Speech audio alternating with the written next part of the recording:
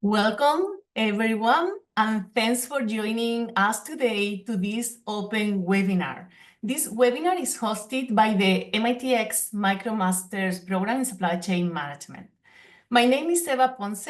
I'm the Director of Online Education at MIT, the Center for Transportation and Logistics, and I'm also the founder and director of the MIT Omni-channel Supply Chain Lab here at the Center for Transportation and Logistics. It's truly my honor to host today our guest speaker, Vanessa Clemendot. Vanessa is the Chief Supply Chain Officer in North America at L'Oreal. So Vanessa, welcome to this live event. I'm so excited to host you today. Good morning, Eva. I'm so glad to be with you today. Thanks a lot for your invite. Excellent. The plan for this webinar, for about the next 5 minutes, we will learn more about Vanessa's background and her current role at L'Oreal. Then we will learn from Vanessa's expertise in supply chain management with a strong focus on the future of supply chains. I have prepared some questions for Vanessa about the role of artificial intelligence, about e-commerce and omni-channel, and how this is kind of transforming the landscape of the supply chains. And finally, we will be discussing more about the workforce trends and how automation and technology is transforming also the role of the workforce of the future. So first, let's try to have a look to our first poll to better understand our audience and see why you are here today. We have a big audience. Thank you so much for joining us today. Vanessa, more than 50% of them are here to learn more about artificial intelligence, e-commerce, and workforce trends. So that's great to hear. And some of them, because they really want, about 30%, they really want to expand their knowledge in supply chain. Okay, that's awesome. With that in mind, Vanessa, are you ready to kick it off? I think this is Absolutely. the right time. Ready to go? Excited? Awesome, awesome, awesome. So first of all, let's try to, so as I mentioned, Vanessa is the Chief Supply Chain Officer, North America for L'Oreal. She has more than 25 years of experience in supply chain, and her experience go from demand and supply planning to network design to global supply chain management and operations, all the way to her current role now at L'Oreal as a Chief Supply Chain Officer. So Vanessa, could you share more about your background and your current role at L'Oreal? Yes, absolutely. Thanks for the introduction. And although I've been working for L'Oreal for 25 years, I have to say that the way I started my career, or the way I discovered supply chain is probably pretty unusual, because just the year before my master, I was asked to do, it was a long time ago, by the way, I was asked to do a training abroad. And I have to say that I didn't have so many connections at that time. It was not so easy for me.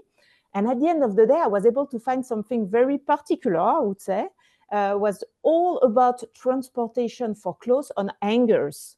So this is the way I discovered supply chain, and I have to say that I loved it. I loved it because it was really, rigorous. You had to think about the way you're going to manage the thing. On a day-to-day basis, it was always different. And it was fantastic, the number of stakeholders. And at the same time, it was a little bit behind the scene. And this is really what I loved at that time. So I decided to apply to a transportation master at La Sorbonne in Paris. It was a very small cohort, 20, 25 people only.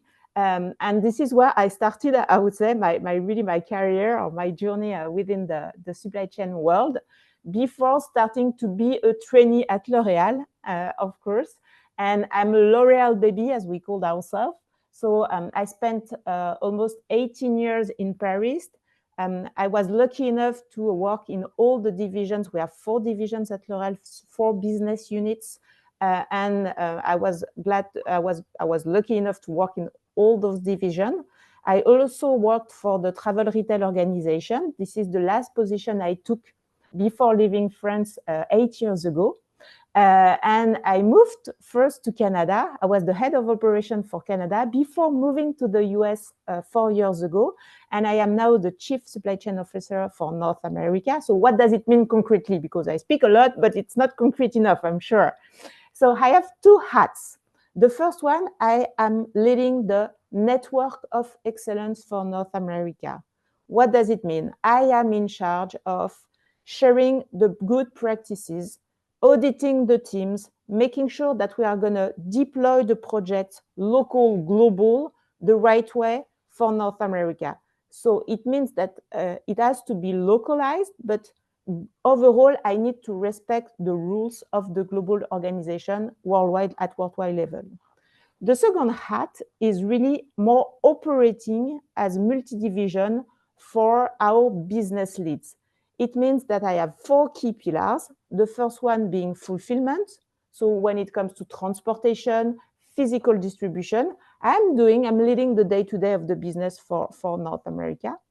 First pillar, fulfillment. The second one, omni-channel customer care. So it's all about customer care, credit management, D2C activity, pure player activities. The third one being supply, what we call SNOP, so demand and supply planning management, even if the demand planning stays in the division because it's really key for us to be really close to the business. And the third one being data and analytics, so master data, but also data analytics as a whole. And this is absolutely critical, as we will discuss later on today, to have those information available. The power of the data is in place at L'Oréal, and this is why we are able to leverage new fancy stuff that I will share with you a little bit later on. Excellent. I love to learn from your trajectory and truly a global background. It's very interesting to see how you started with your summer internship with the hangers and your curiosity about truly learn about the operational side, the behind the scenes, and what really means supply chain for all of us. This is awesome. Also, thank you for sharing the 2 hats that are the main key parts of your role. I also know, Vanessa, that one of the reasons you are part of L'Oréal is because you are passionate about this innovative spirit and the commitment of the company with the technology. It's a beauty company, but it's more than that, correct? So we have a short video. Let's try to have a look to that video and to provide the context for this interview, and then we will come back with more questions, okay?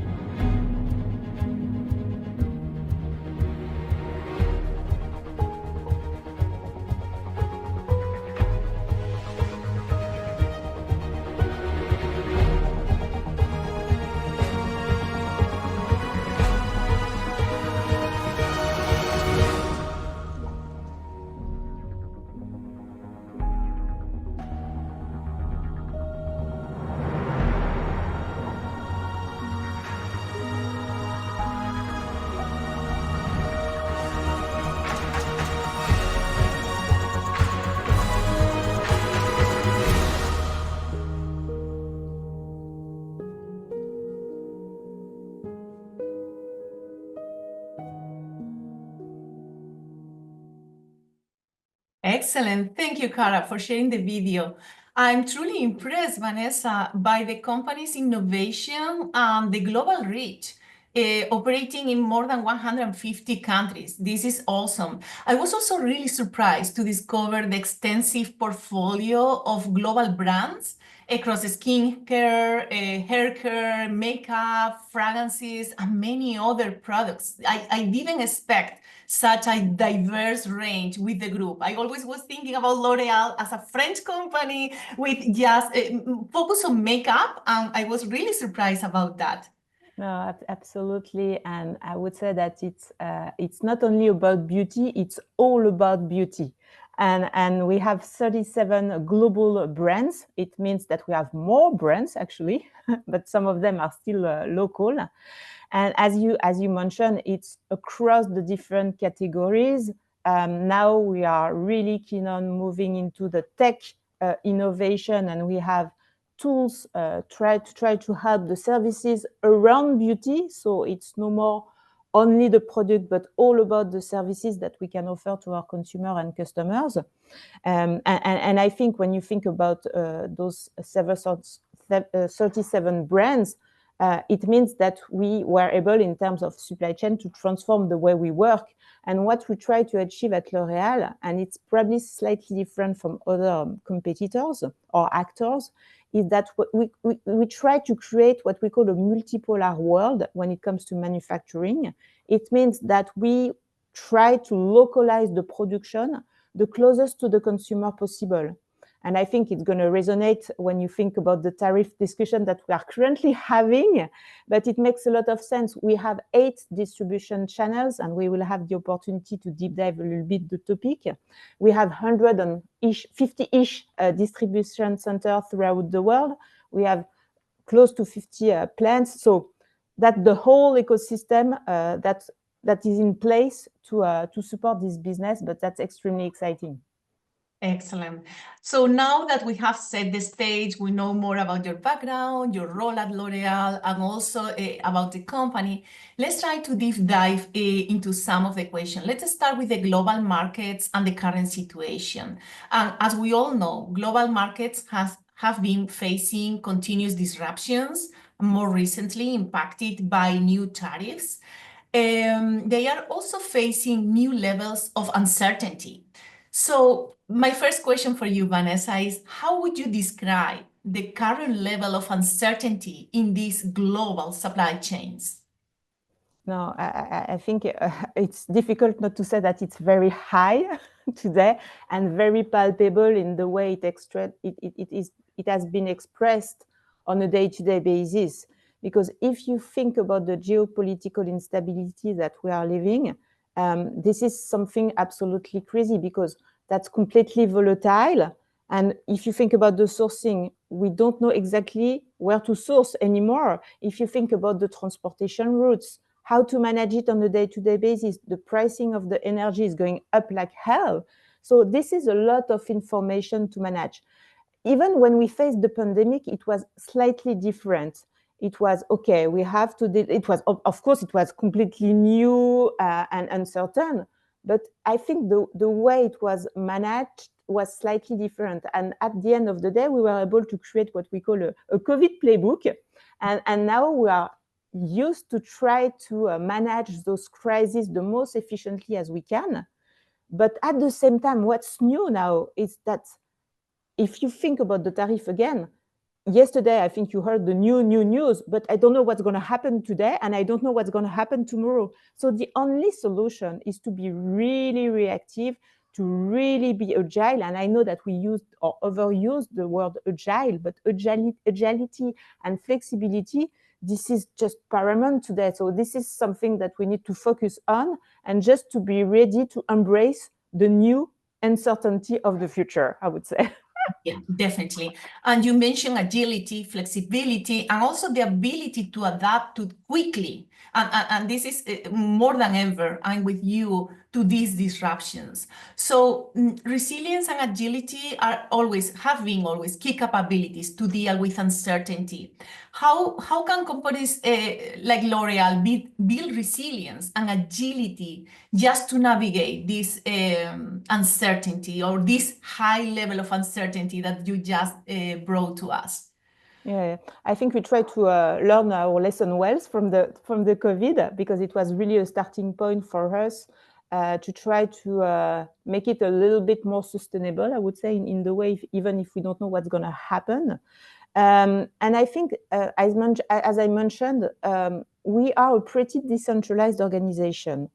And a few years ago, I remember a conversation where people were saying, but we don't understand why you are so decentralized. You should centralize your organization, your manufacturing organization, your people.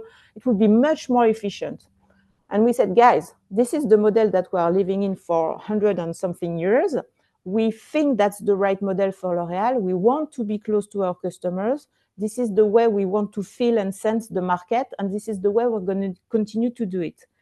And I think it was not a good, it was not a bad idea at that time, because again, being able to produce locally with our 36 factories close to the customer is, I think, the starting point of everything. Then when you think about the tech and customer centricity, this is where we try to really leverage the power of L'Oréal. And when we are talking about AI, I think, for instance, I can share something very concrete with you. We have at L'Oréal a retailer for the hairdressers called Salon Centric. So we have 600 stores. And as you can imagine, rebalancing the inventory with 600 stores, you're always wrong. So forecast can be super high, but at the end of the day, the inventory, it will never match. So we really try to leverage the power of AI, and now we are able to optimize the inventory thanks to these tools across the network. And I have to say that it was really critical. Another topic that I think I can share with you is to try to leverage the supply chain and the supplier partnership. What we are trying to aim for is not a short-term relationship at L'Oréal. What we are trying to focus on is a long-term investment. And that's true that it doesn't always pay off at first. It takes time. Sometimes it takes money. You need to invest to have people giving you back. But those suppliers are really super creative. They are the ones who are able to come to you and say, hey, by the way, Vanessa, I saw this product. The packaging is this way. But I think there is something clever, smarter, more sustainable that we could think about. And they come with those proposals. And this is where we are also able to leverage our agility to change the thing and to change the way we work. So I think this is where we need to focus. We need to continue to adapt ourselves and to work with the overall ecosystem. It's not L'Oréal for L'Oréal. That's the overall ecosystem. Yeah, I'm with you. This agile mindset that you are explaining is truly essential for navigating this fast-evolving landscape. And this also connects perfectly with the next topic I want to bring to you, because we know that the growth of e-commerce is transforming many areas in the supply chain.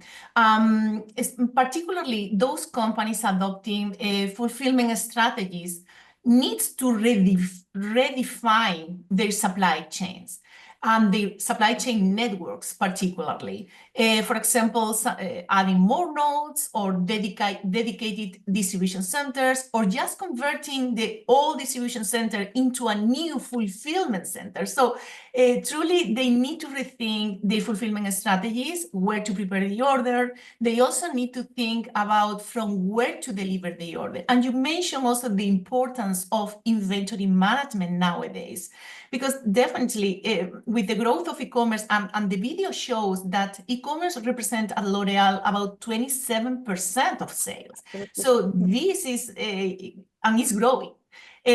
So my question for you here is, can you share more specifically about the growth of e-commerce and omnichannel fulfillment, how this is really impacting your supply chain from network design perspective, from the operational perspective? Absolutely. And D2C, I would say, completely transformed the way we were used to work at L'Oréal. We were used to work mostly with big retailers, big volumes, big palettes. And when it comes to delivering on average 2 point something products per consumers, this is not the same business model at all. And you need to rethink completely your network. To your point, network design is absolutely key now. And I would say it's less the question of knowing how many nodes we need, because that's pretty easy, at least on a geography. If you want to deliver below something, you know how many nodes you will need.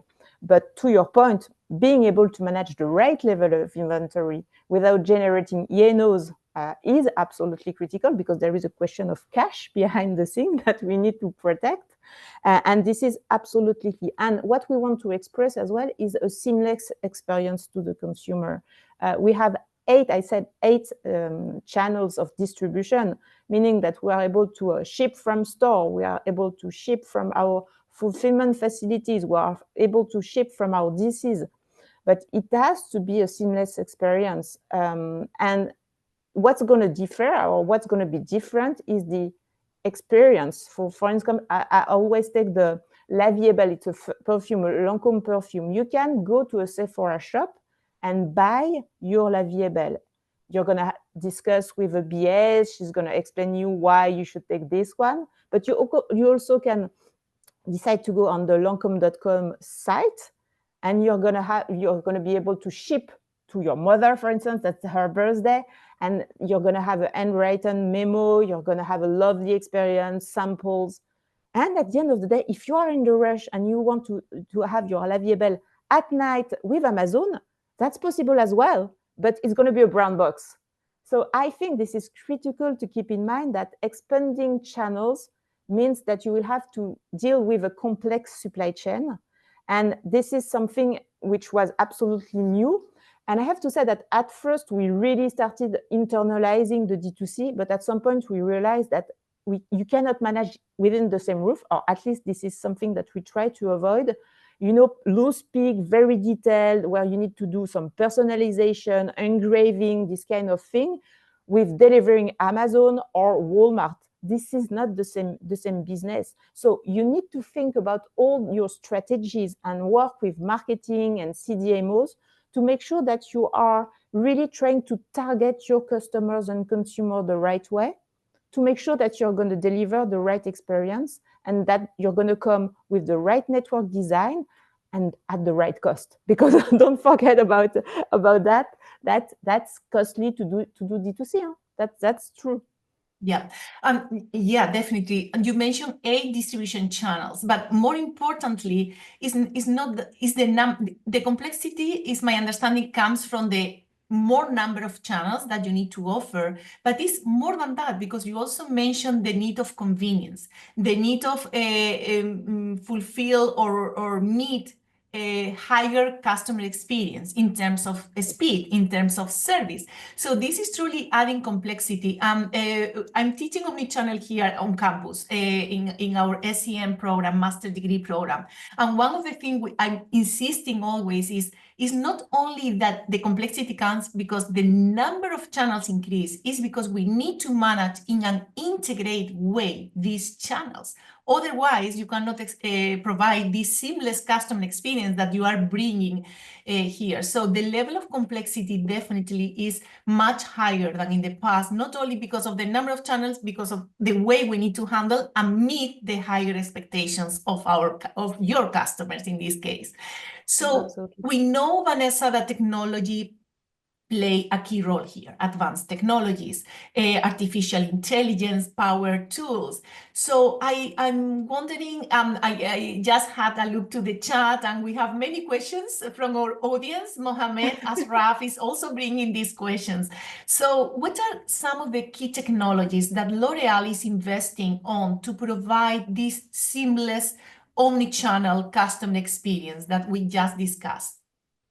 Yeah, I think what we are trying to do right now is really, I'm going to talk only about supply chain. It's going to be very specific. But what we are trying to leverage is, as a foundation, what we are trying to have an ERP. We do have SAP, but it could be another one. like a transactional tool. That's the foundation, the layer foundational of your organization. This is where all the stuff and transactions are going to be done. On top of this layer, what we aim to put in place, and we are not there yet because I think we don't have the right provider. I think the providers are not yet there, is to have this end-to-end artificial layer where you're going to take decision. So now we have to deal with so many data that what we were trying to do with Excel in the past, and we are doing scenario planning, we are doing this kind of thing to try to be ready. But at the end of the day, that's too many data that we need to manage. So we need artificial intelligence to help us to take decisions. So the tool is going to come with few options, and at the end of the day, you're going to take the decision. And I think at some point we're going to trust the tool, and it's going to take decision for us. And the information will go directly into our RRP to make sure that it's going to be in the transactional flow. But this is only possible if you do have a strong and efficient data lake. And I have to say that we invested a lot in our data lake over the last year. And this is something which was missing, I would say, 10 years ago. We started a project, for instance, where we failed. And I love to share this example because we tried 10 years ago to do a forecast, to start forecasting with AI. So it was a big project at L'Oréal level.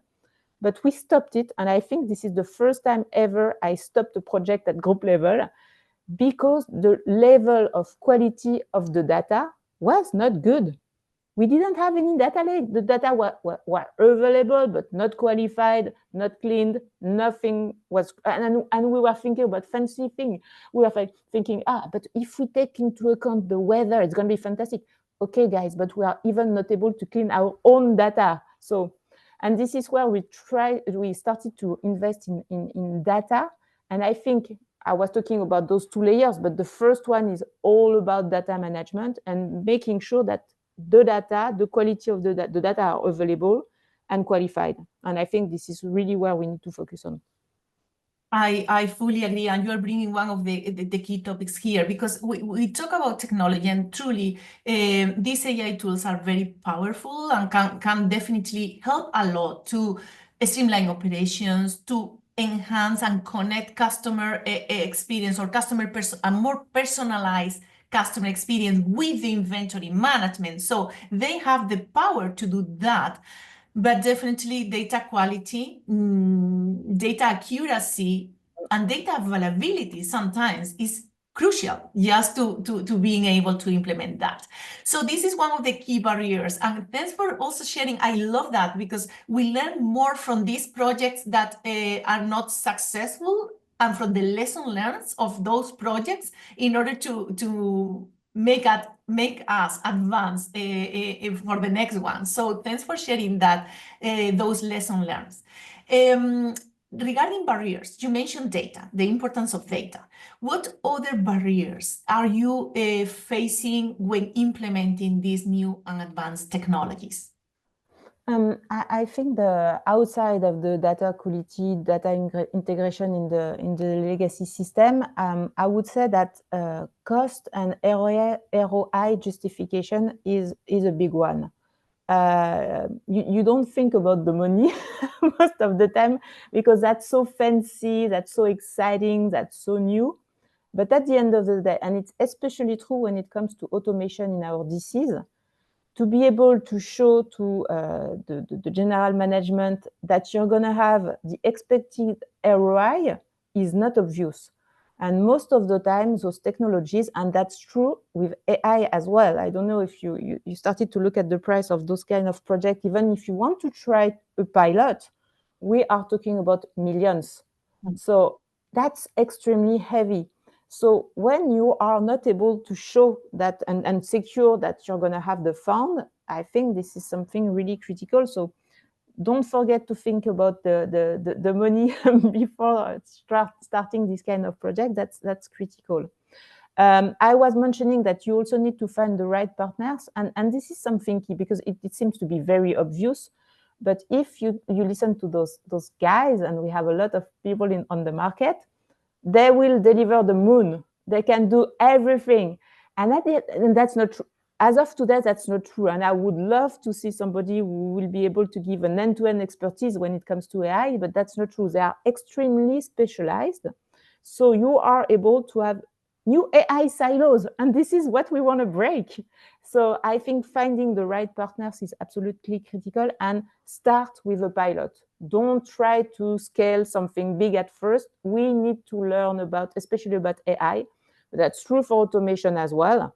And I would say that cybersecurity, don't forget about it, data privacy.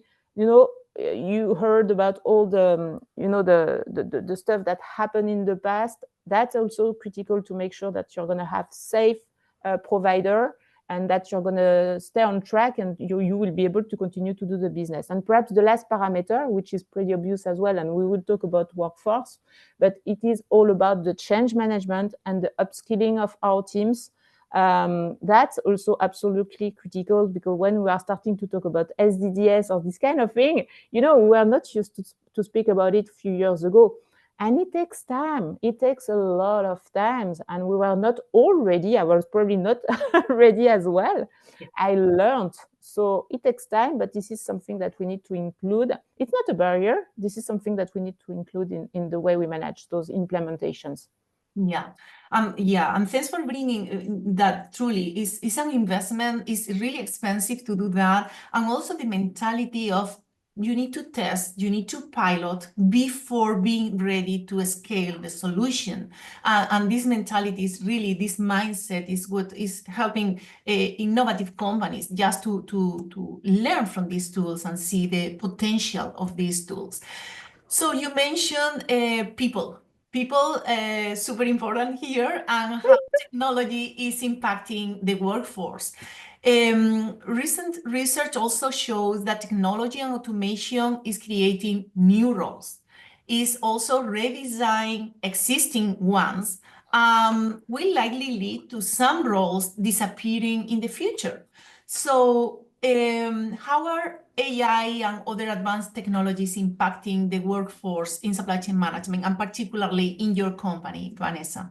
Yeah, I think what we are trying to do is really, again, what we are trying is to upskill the people, but it's not always possible to upskill everybody on all the new skills needed. And I think one of the first one that we are trying to look after is all about data analytics interpretation, because so far we were focusing on really having data experts, so having the right quality, the data available with quality. But now that we do have the data, thanks to this data lake, what we realize that we need people that are able to do some visualization with Power BI or Tableau, for instance. We need to have people, though, fine, you have the data, I would say the package is beautiful, but now we need people that are able to interpret the data and try to give some analysis or to share analysis with us, because we need to leverage the data.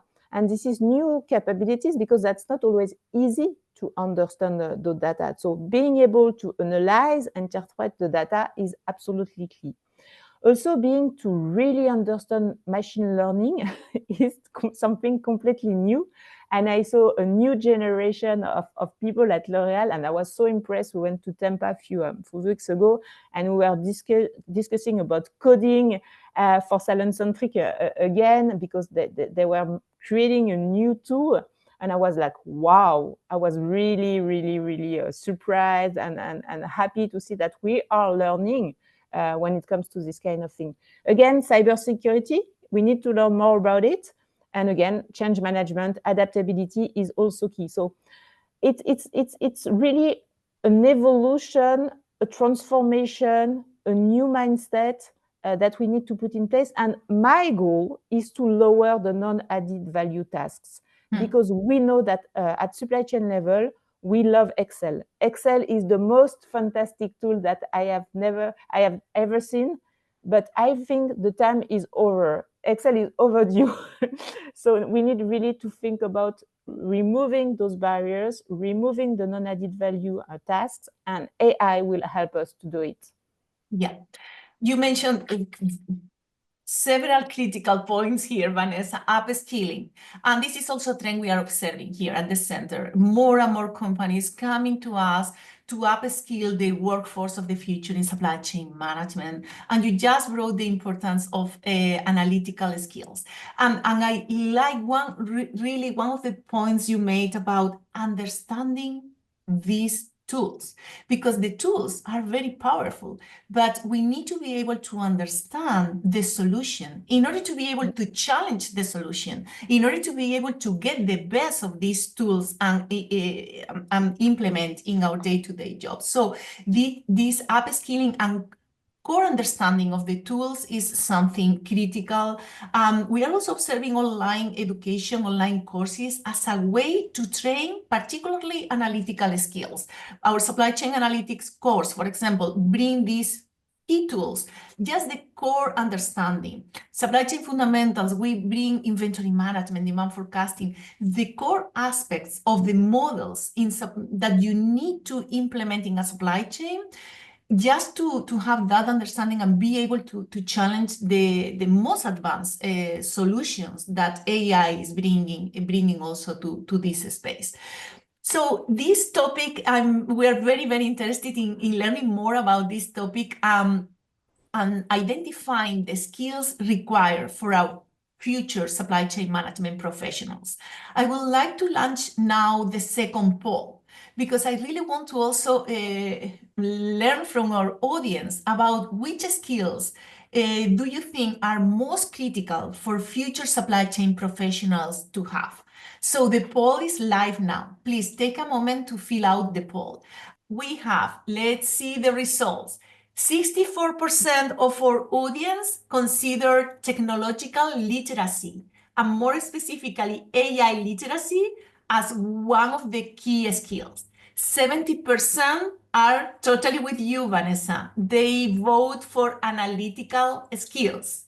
So as a very critical skill, I also agree on that. And as I mentioned, we are observing more and more individuals, more and more professionals coming to learn about supply chain analytical skills. What else? Creativity and problem solving. You also mentioned that, because we need to be not only agile, we need to understand the problem. Because recently we had also through in my class this type of conversation about there are more than 700 providers of advanced technologies. There is a lot of providers, but the question is, we need to have a good understanding of the problem we need to solve in order to choose the right provider, the right technology, and incorporate that. So this creativity, problem solving are also critical. And to your point that I didn't mention it, but critical thinking and problem solving is really key in the way we work today versus before, because to your point, we need to challenge a bit what we see. And we need to think slightly differently, and being able to have this critical thinking is absolutely key in terms of skills today. Exactly. Yes. Fully agree on that. Then the question I have for you is, how is L'Oréal, because you mentioned before the importance of upskilling and how your company is truly investing in providing these new skills to your workforce. So my question for you is, how is L'Oréal preparing your workforce to adapt to these changes? Yeah, what we are trying, I mentioned it a little bit before, but what we are trying to do at first is truly to focus on upskilling and training our people. So we did have a lot of very deep depth program around data and AI. I have to say that I have done many of them. It was really in the details, but trust me, it was hard. And we are really trying also to foster the collaboration, communication, engagement of our people, because I think that's also critical to try to test and learn all together around those topics.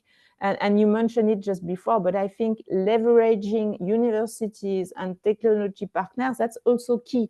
And this is something I think we're going to invest more and more in the future, because it starts to be so technical that we cannot have in-house all the expertise.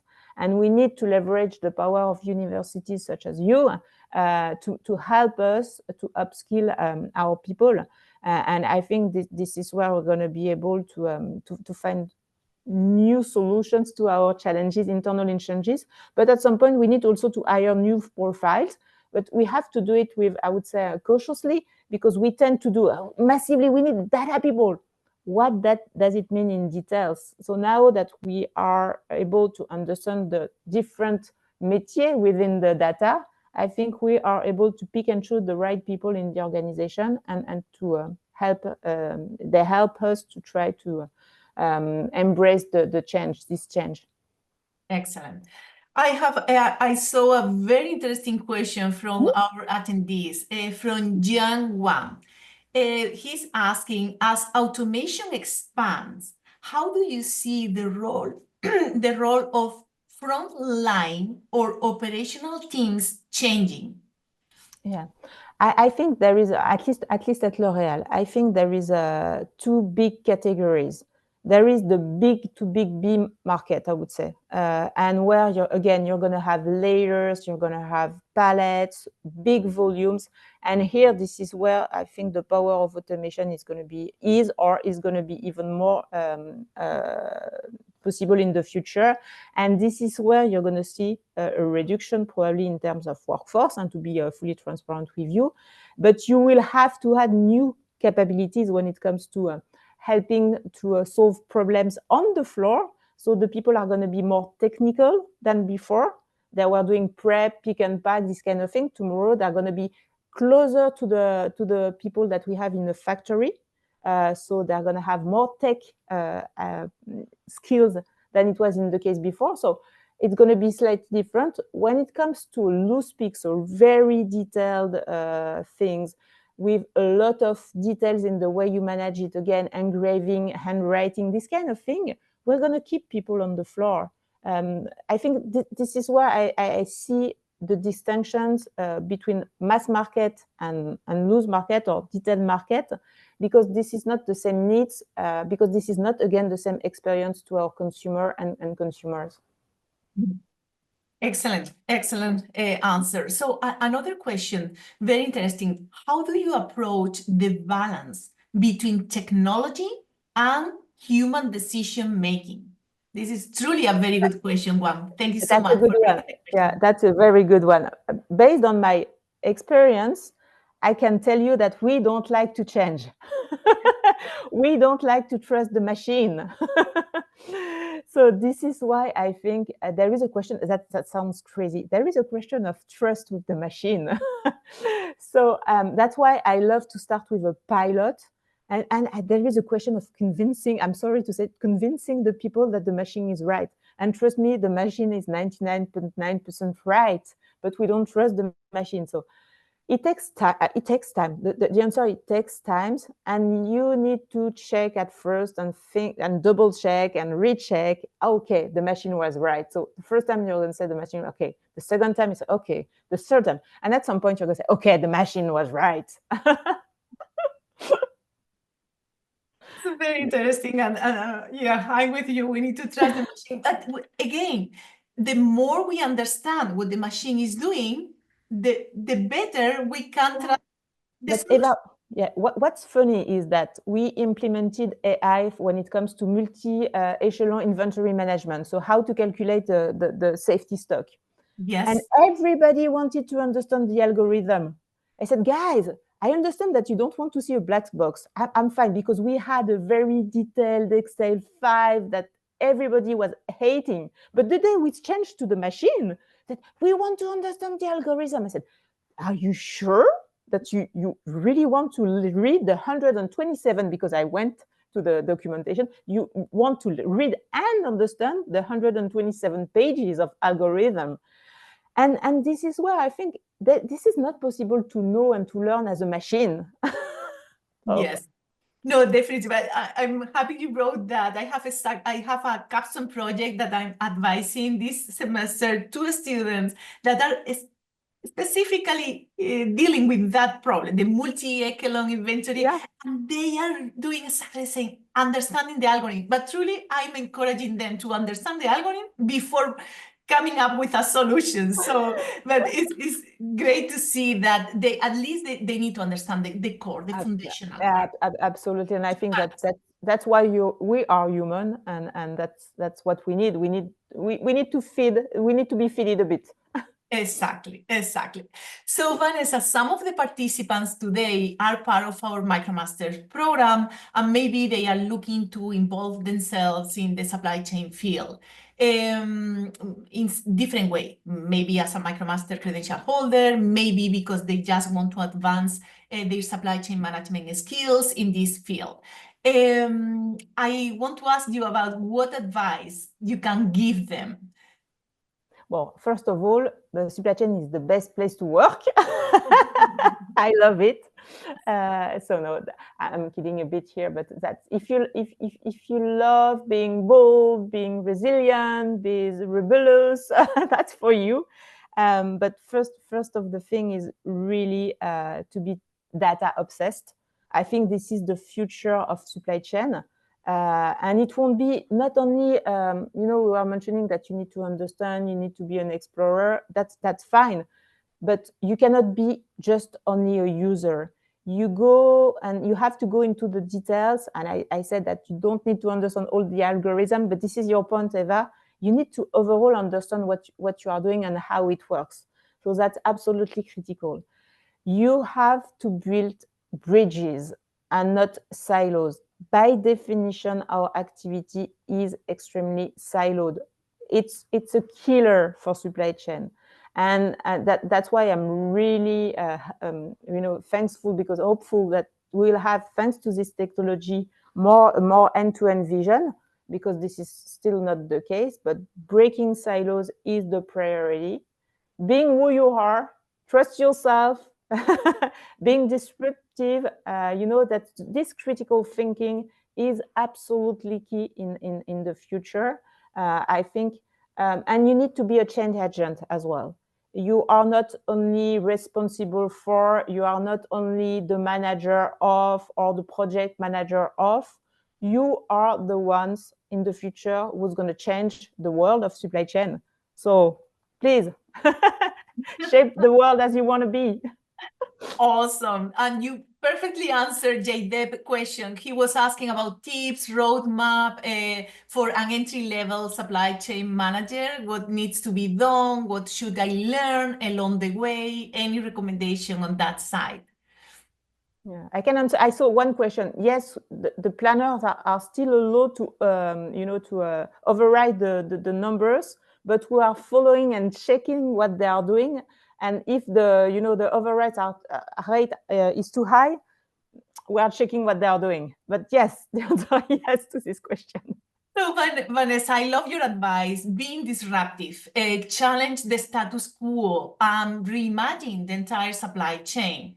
Also, you mentioned build bridges and have this end-to-end visibility of the entire supply chain, just to being able to contribute to different areas. And also understand the tools. We already discussed that part and the importance of AI-powered tools to be able to challenge them and get the most of them. Truly, our online supply chain courses can help our audience and anyone to learn how these tools work with a strong focus on analytic techniques. We are, as I mentioned before, we are providing MIT graduate level content. There is a lot of math, we know, because we truly need to understand these analytic techniques, but also we focus on the core models that goes from inventory management to transportation management to technology and system. So this has been really wonderful, Vanessa. Thank you so much for inspiring our community of MicroMaster learners. I don't know if you want to add any final piece of advice, any final thought before I move to the next step. What I love to share at the end of this presentation is don't listen to a no, think that it is a yes with conditions. So that's my gift for you. I love that. And thank you so much for sharing your personal experience and not only your vast and extensive expertise in supply chain management. I truly appreciate that. And I know that our audience also got inspired by your words today. Thank you so much. And right now, I would say it's a great time to join our global community of learners. If you are interested in learning more about the MicroMaster Program in Supply Chain Management, I invite you to join us tomorrow, Thursday, March 27th at 11 a.m. because the team will be sharing more details about the program, how to enroll, and how the program works. Thank you to my team. Thank you to Cara Grini and Emma Perakis for supporting this event behind the scenes and for sharing all the links through the chat and answer your questions. And finally, thank you to our audience for joining us today. Keep an eye on future webinars and let's continue to grow and learn together in this exciting field of supply chain management. Thank you so much. Thank you.